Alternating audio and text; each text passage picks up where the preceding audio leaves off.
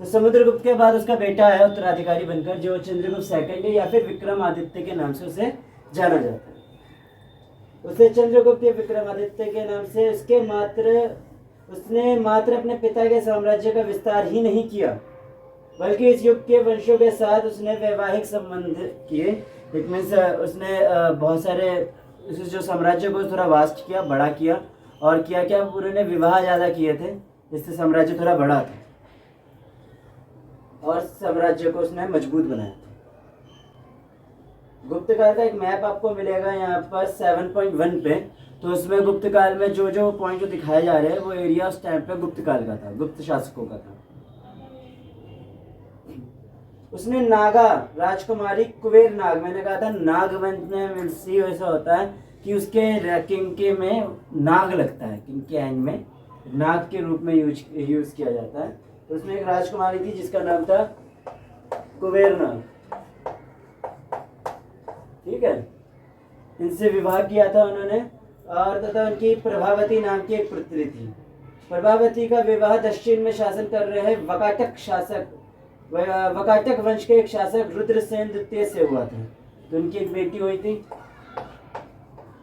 प्रभावती, जिनका विवाह हुआ था दक्षिण में एक वंश है वकाटक, उनके राजा थे रुद्रसेन, उनसे विवाह हुआ था। जितना आप चार्ट के फॉर्म में लोगों के रिश्ते जोड़ते हो, किंग्स जोड़ते हो, या अगला किंग कौन आया था ये जोड़ते हो, तो आपको थोड़ा बेटर समझ में आता है एज कम्पेयर टू जब आप रिटर्न में लिखते हो, थोड़ा मुश्किल हो जाता है, ठीक है। इससे पहले मैंने ईयर के मामले में भी ट्रिक बता दी थी, ठीक है, पिछले वीडियो में भी ट्रिक्स होंगे। और ट्रिक यह थी कि आप अगर नहीं बता पा रहे एक्यूरेट डेट क्या है, तो आप दशक का इस्तेमाल कर सकते हो, याद होगा तो अगर पिछले वीडियो में देख लेना, उसमें पूरा बता भी रखा है, ठीक है, आप वो यूज़ कर सकते हो। अब इसको याद कैसे करें, तो हम एक वाइट कलर का चार्ट ले लो, ठीक है, जो भी है वाइट कलर का पेज ले लो, ब्लैंक पेज ले लो, और ब्लैंक पेज में आप किंग के नेम बड़े साफ साफ तरीके से लिखिए। किंग का नेम लिखिए, किससे विवाह हुआ था उससे लिखिए, करके प्रभावित, आप इस तरीके से समझने की कोशिश करोगे तो ज़्यादा बेटर समझ में आएगा। अगर आप लिख कर करोगे तो कंफ्यूज हो जाओगे। ये जो वकाटक पे इनका नियंत्रण आया, इनके बच्ची के विवाह के कारण जो उनका नियंत्रण आया, ये काफ़ी एक वरदान के रूप में सिद्ध हुआ था। तो जो वकाटक का एरिया होगा वो अब कंट्रोल में आ गए। तो जब वकाटक का एरिया कंट्रोल में आ गया तो उसके जो भी उस टाइम पे एनिमी थे, दुश्मन थे, उनसे अब वो अच्छे से लड़ पा रहे थे, कंट्रोल अच्छे से कर पा रहे थे। तो ये एक तरह से इनके लिए वरदान साबित हो गया चंद्रगुप्त के लिए। तो अगर कहेंगे कि सबसे पहले उपलब्धि क्या होती है ना, तो उपलब्धियाँ इनमें से ये है कि एक वंश जो भी साम्राज्य होगा वो राज कर रहा था उस टाइम पर 300 सालों तक, 300 वर्ष तक कर रहा था, उसको इसने हरा दिया था,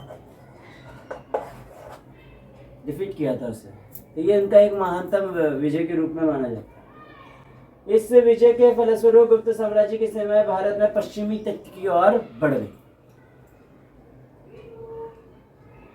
महरौली दिल्ली में स्थित एक लोहा स्तंभ में संकेत मिलता है कि साम्राज्य में उत्तर पश्चिम भारत तथा बंगाल के राज्य भी थे।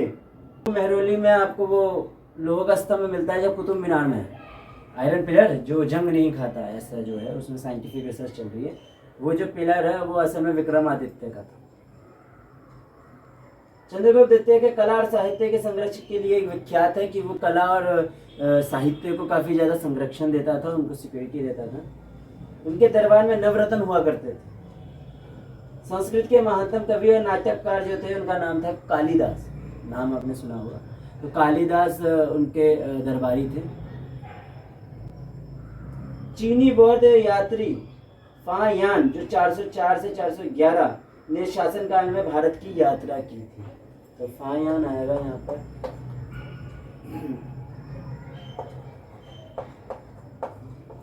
ये एक चीनी यात्री थे जिन्होंने 404 से लेकर 411 में यहाँ पर यात्रा की थी।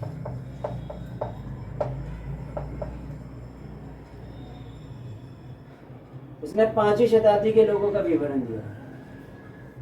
तो जब कोई बाहर से यात्री यहाँ पर आकर अगर हमें विवरण बताता है तो उस पर बातों पे काफ़ी ज़्यादा माना जा सकता है, क्योंकि वो बाहर का आया हुआ है, ठीक है। फायन का जिक्र याद रखिए।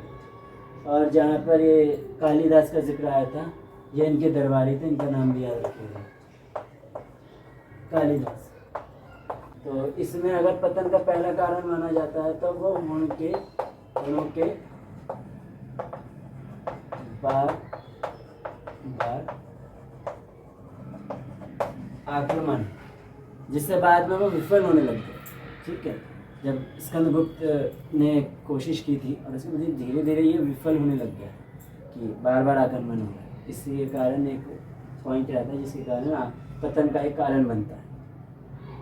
उन्होंने द्वारा लिखे गए एक आलेख है जिससे ज्ञात होता है कि 485 ईस्वी तक उसने मालवा और मध्य भारत के बड़े हिस्से पर आधिपत्य बना लिया था। मालवा और मध्य भारत में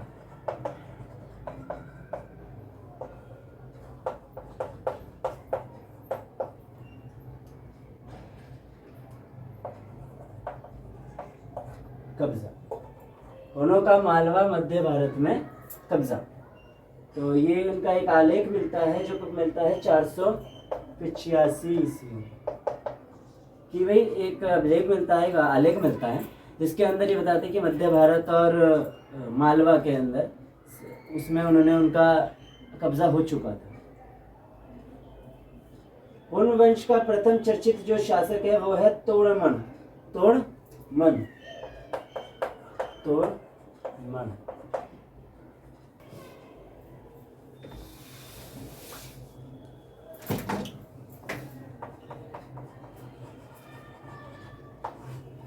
मालवा का शासक है यशोधर्मन।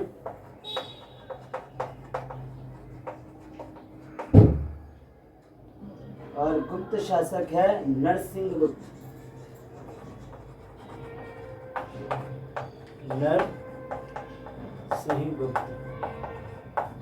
ठीक है, और उन दोनों ने फिर पराजित किया किसको? मिहिरपुर को, की तरफ से। ठीक है, इन दोनों ने डिफीट किया मिहिरकुल को जो हुण की तरफ से थे। तो गुप्त वंश वापस आ पाए।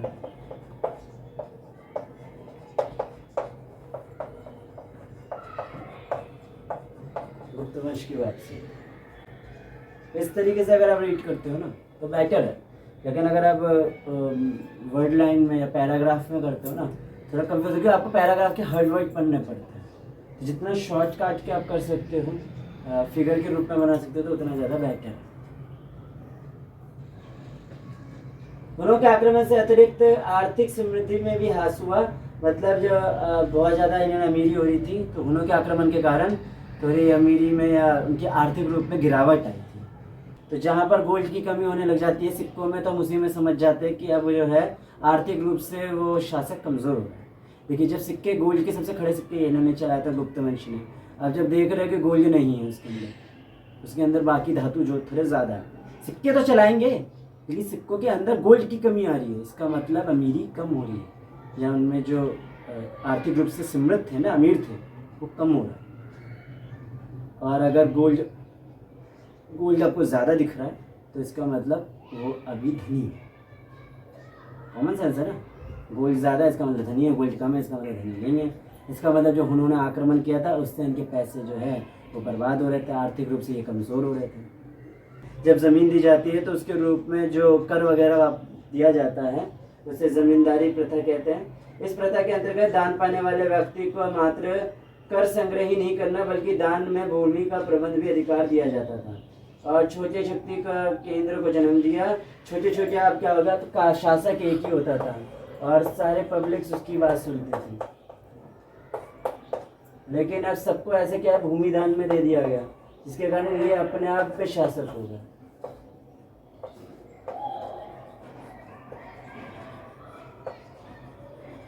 राउंड के रूप में बनाया मैंने, ताज के रूप में बनाया। अभी अपने आप में ऐसे था एक ही ताज था जब तक कि सारे लोग थे, लेकिन जब ज़मीन इनको देने लग गए तो ये अपने आप में अब पावर समझने लग गए, सोच रहे कि अपने आप में यही किंग है। ठीक है, उन्होंने सोचा जैसे किंग के पास पावर है वैसा हमारे पास भी पावर है। धीरे धीरे ज़मींदारी प्रथा जो है इनको ताज देने लग गई। रियलिटी में कोई ताज नहीं था, बस जमींदारी प्रथा से इनको एक शक्ति। ताज एक तरह से जो क्राउन होता है एक तरह से ताकत को सिंबल देता है, संकेत देता है। एक ताज या क्राउन जो है किसी में ताकत दिखाता है उस हिसाब से, ठीक है, कि उनको अब अपने आप में ताकत महसूस होने लगी।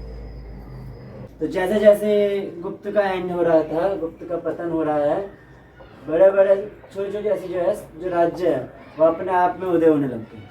ये सबको जमीन मिली हुई थी।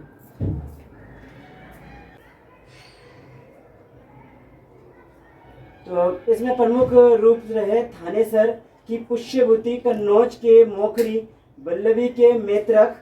तो भारतीय प्रायद्वीप में राजनीतिक परिदृश्य में भिन्न नहीं था।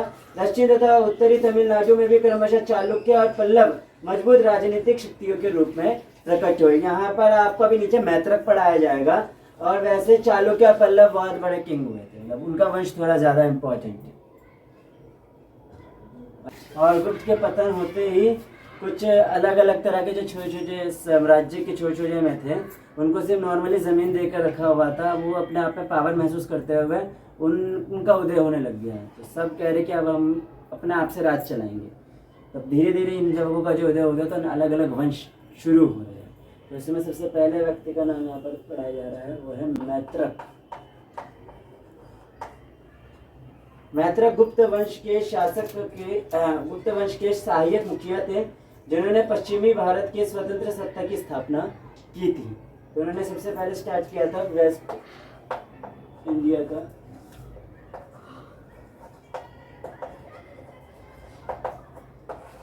पश्चिमी भारत में, यहाँ पर उन्होंने सत्ता स्थापित की थी। मैत्रक वंश का सर्वाधिक जो प्रमुख शासक है वो है ध्रुवसेन।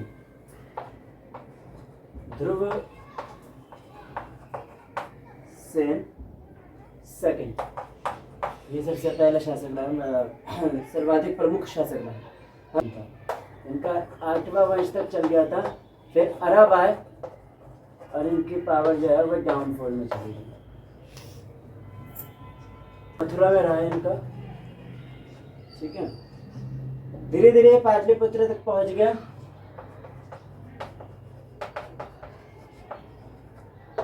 ठीक है, पाटलिपुत्र तक पहुंचा इनका और वहां पर सत्ता का केंद्र बनकर उभरा। मोखरी शासक का जो है वो गुप्त शासकों के अधीन शासक थे और सामंत थे, मतलब उनको जमीन दी गई थी और वो कर भुगतान करते थे, दान में उनको जमीन दी गई होगी, तो वो सामंत थे। उनका विवाह हुआ था किनके साथ? उनकी बहन का विवाह हुआ था राज्यश्री थी।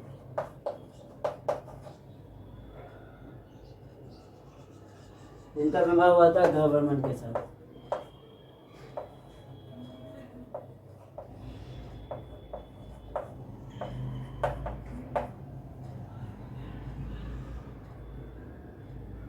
यहाँ पर शशांक आ रहे हैं, एक नाम आ रहा है शशांक, जो बंगाल के राजा थे, बंगाल। और एक आ रहे हैं गुप्त शासक के देवगुप्त, उत्तरवर्ती गुप्त शासक है। जो गुप्त शासक जितने थे उसके बाद के जितने शासक आए उसमें एक व्यक्ति का नाम आ रहा है देवगुप्त। इन्होंने संयुक्त रूप से मिलकर किसकी हत्या की? इसकी। एक चार्ट रूप में बनाइए, ज्यादा बेहतर है। हर्षवर्धन की बहन की विवाह हुआ था, राज्यश्री जो है उनका विवाह हुआ था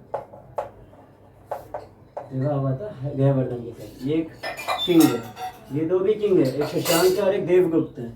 इन दोनों ने मिलकर हत्या की है गयवर्धन। ठीक है, ज़्यादा कुछ नहीं, इतने ज़्यादा किंग्स के बारे में ना पढ़ते हुए सिर्फ ये पढ़िएगा कि हर्षवर्धन एक राजा थे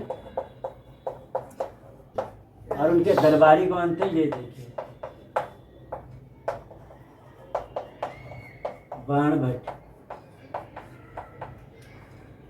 ठीक है, और इनके ऊपर एक बुक लिखी गई थी हर्ष। चलिए, उनके टाइम पर आया हुआ था वैन सांग, चाइनीज ट्रेवलर थे, ये इनके टाइम पर आए हुए थे और इन्हें वृत्तांत लिखा था CU की